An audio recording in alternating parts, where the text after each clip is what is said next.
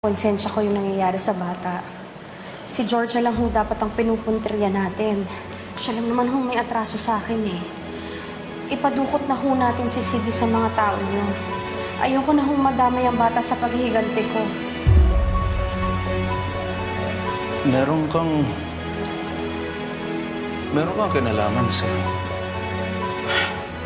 kay Georgia tsaka kay Sydney. Rome, I can't explain. Tingnan mo na, dinamay mo si Sydney? No, Rome, please. Hindi, sabihin mo sa akin, sagutin mo nga ako. Anong ginawa mo sa anak ko? Hindi ko ginagantihan si Sydney. Si Georgia lang. Maniwala ka sa akin. Georgia lang. Pero dinamay mo si Sydney. Ginawa mo ito dahil nangihiganti ka kay Georgia. Naiintindihan ko yung pinagdadaanan mo dahil ganun din ang nararamdaman ko nung ginawa niya yung kay Milan. Pero hindi ko masaktan si Georgia. Dahil nag-iingat ako dahil baka masaktan si Sydney. Iniisip ko yun. Hindi mo pa iniisip yun? I'm sorry, hindi ko sinasadya. Hindi mo sinasadya. Pero yung konsensya mo, ba't di ka pinigil ng konsensya mo? Hindi mo iniisip yun? Alam bang mahal na mahal ka ng bata? Idolo ka ng bata. Gusto ka niya. Pero dinamay mo siya. What are you thinking of?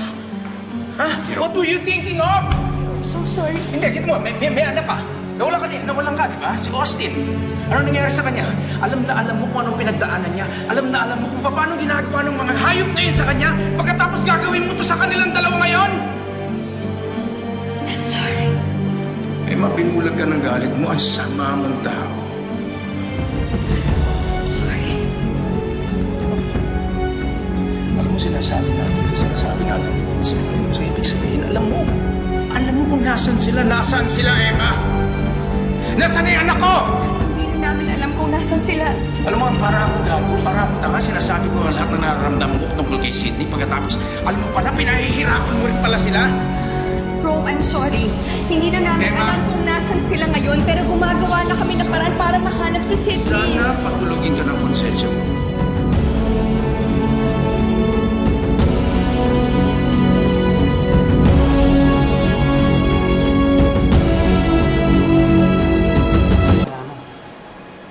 Pinalala mo lalo ang problema. Bes, pasensya na. Nay, please. Huwag niyong sisisihin si tatay. Ako po ang may gusto nito. Ginusto ko po itong mangyari. Siguro nga tama si Ron. Masama ako. Dapat inuna ko muna ang kapakanan ni Sydney. Patawarin mo ko, Nay. Anak, may panahon pa. Kailangan makagawa ko ng paraan na makuha na si Sydney kay Georgia. Hindi tayo matatahimik hanggang na kay Georgia si Sydney.